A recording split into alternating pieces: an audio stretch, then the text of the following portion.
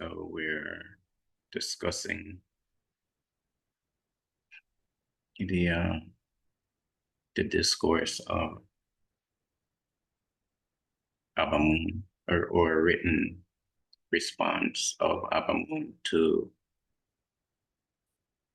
Porphyry's questions and statements.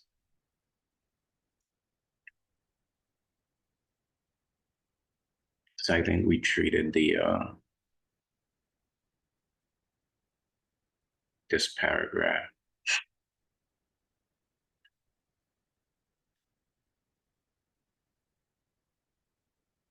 So recall we were talking about how uh, Ab Amon was discussing the the immaterial, incorporeal aspect of or nature of what is commonly referred to as God or the divine. He says here, being therefore a thing of this kind, the God who is the cause of generation of all nature and of all the powers in the elements, as transcending these and as being immaterial, incorporeal, and supernatural, unbegotten and impartible, wholly derived from himself and concealed in himself. This God perceives all things and comprehends all things in himself. So recall we're talking about how everything that, or things that can be called things, manifestations of the divine, arise, or as Abamun says, proceeds from the divine, or what is referred to here as God, the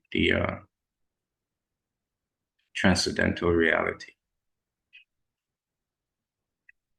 And where he says comprehends all things in himself, it relates to the uh,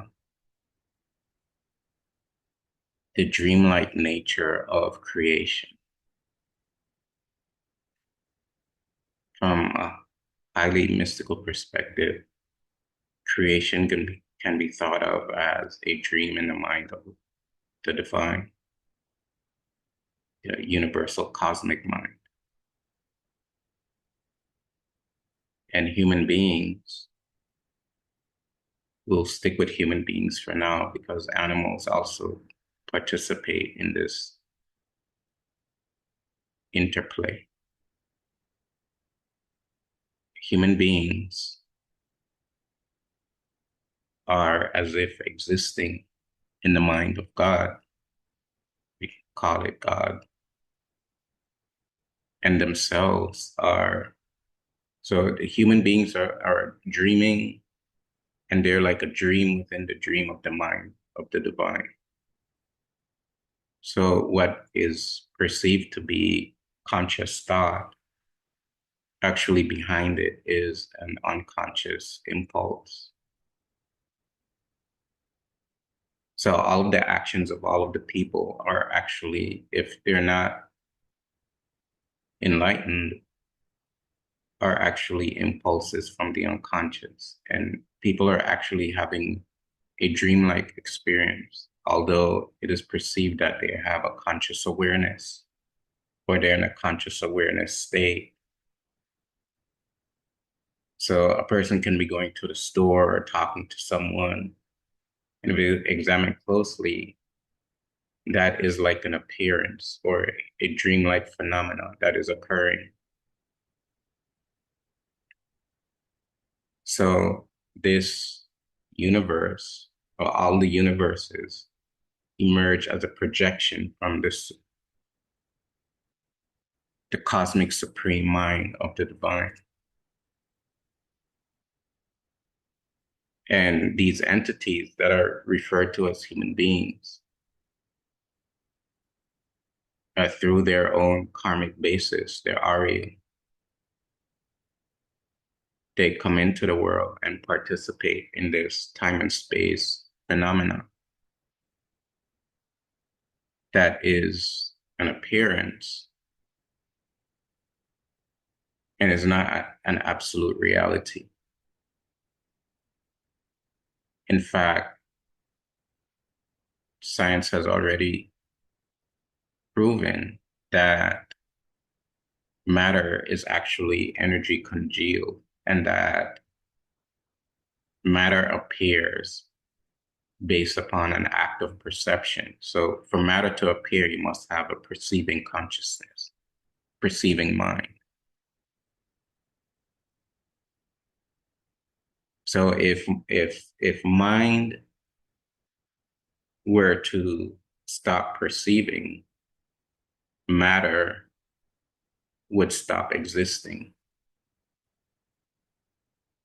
So therefore, matter is a consequence of mind.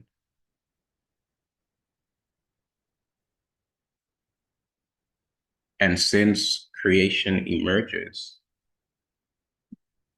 from from divine entity,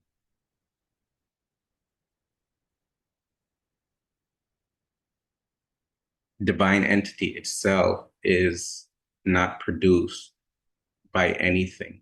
That's what Ab Amon means by unbegotten. It is not produced by anything, but everything that is produced emerges from it.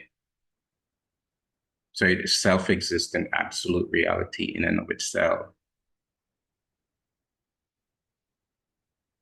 The problem of human life is discovering this transcendental reality within oneself, or else what would happen is that one would live a life perceiving dreamlike phenomena as absolute realities.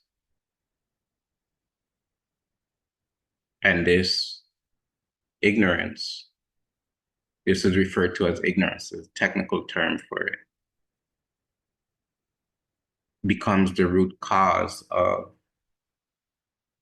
pain and suffering. So pain and suffering doesn't just come out of nowhere. It has a cause, it has an impulse that brings it about. For enlightened beings who get sick or whatever, the impulse comes from residual Arya, like if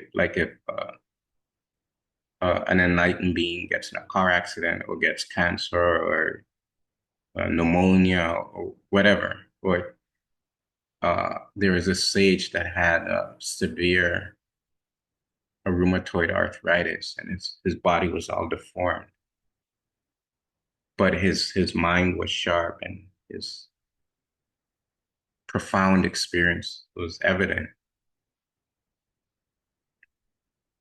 And that comes from the residual RU that is locked in the unconscious that produces the outcome of the body. But since the sage is free within his or her mind, the act of suffering is not experienced as a suffering in and of itself. The act of suffering appears as the dreamlike phenomena that is occurring within the body, the physical body of that personality. But for the vast majority of people, the act of suffering, it appears real and feels real, and it's as an absolute reality.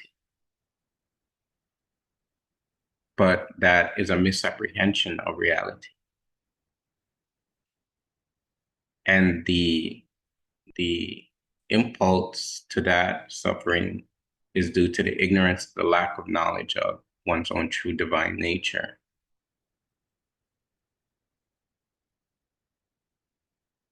If one were to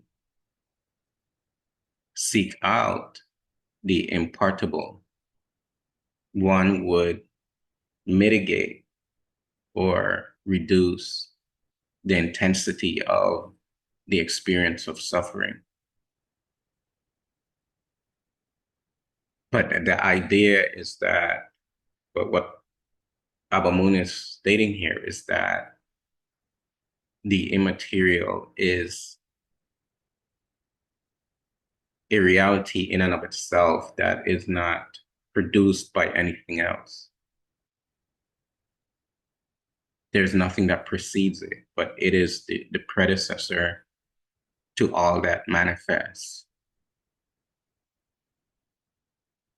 And you can, to try to explain it in mythical terms, you can call it Nebuchadnezzar, you can call it Net, Paneter, but the explanation of the impartable is simply an explanation for the mind to try to make sense of a reality that transcends time and space.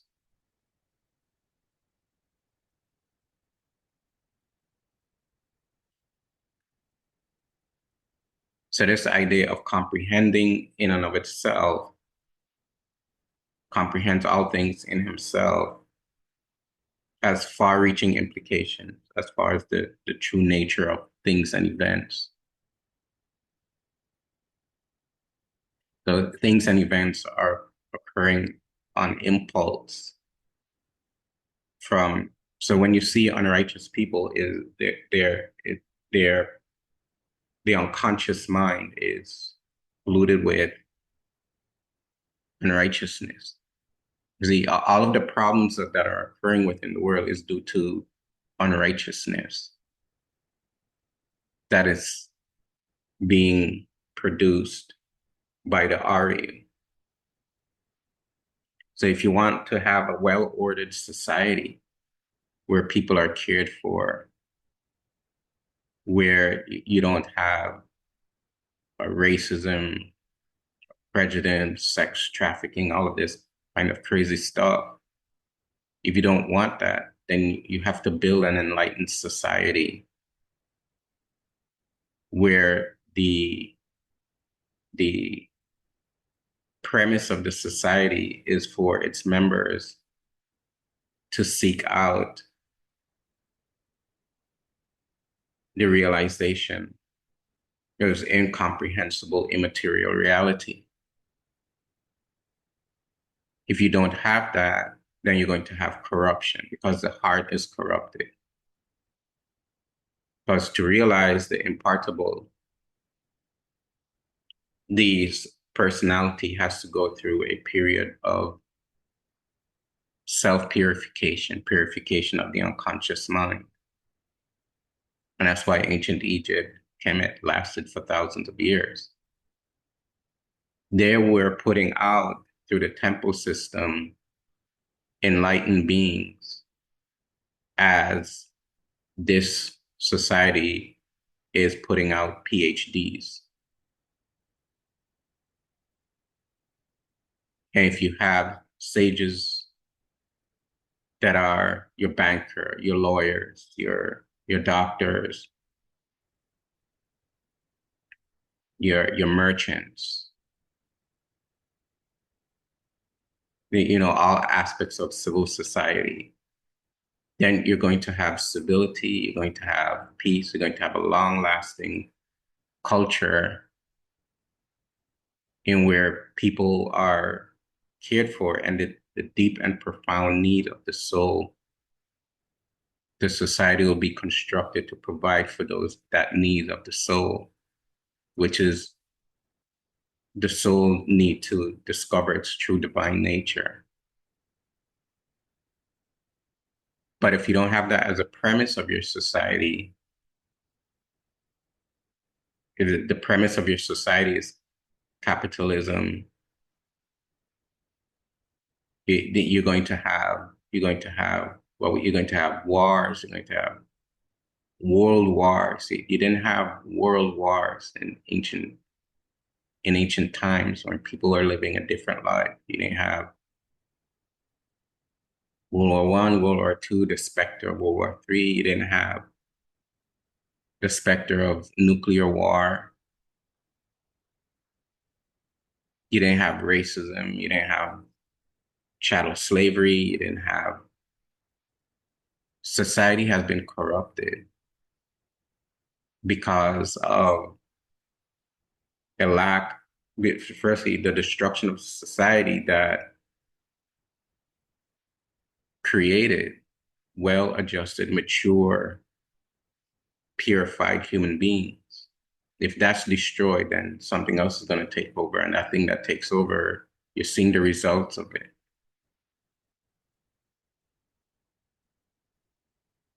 And this is what Abamun is warning Porphyry against his own, he's warning him against his own self-corruption